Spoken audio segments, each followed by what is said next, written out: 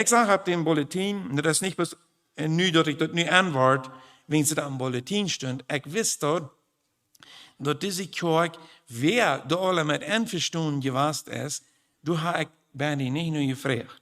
Aber dass diese Kirche ein Verlangen hat, Erweckungsversammlungen zu haben. Ich weiß nicht, ob du einer von der bist, wer auch das Verlangen hat, eine Erweckung zu beleben in der Gemeinde. Ich will die Frau, ich will die ein paar Dinge fragen. Brauchst mir die ruhig antworten.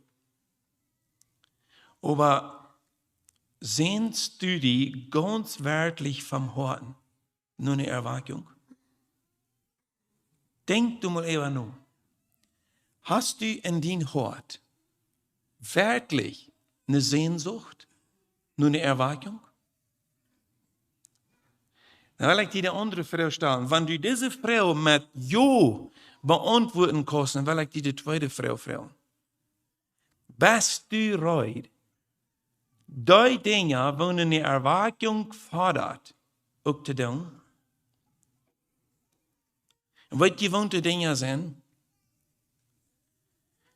dort eine Erweckung kann passieren, dort ist dort ich mir ändern do. Dat ich mir ändern do.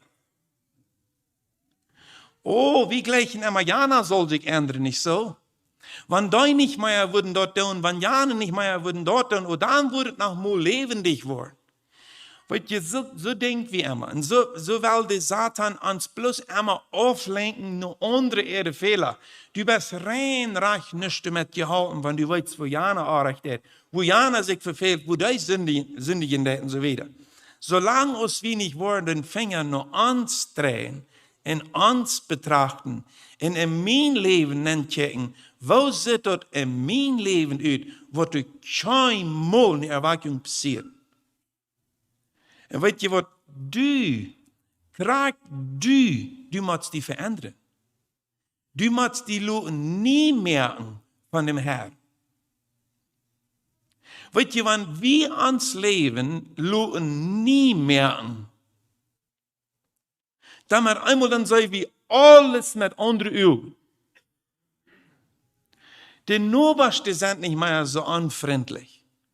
Die Kirche ist nicht mehr so anjässlich. Die Pape, die Kinder, die Lehrer, die Jugendlehrer, die Deunerkreis, die sind nicht mehr so verreckt, als die immer wir.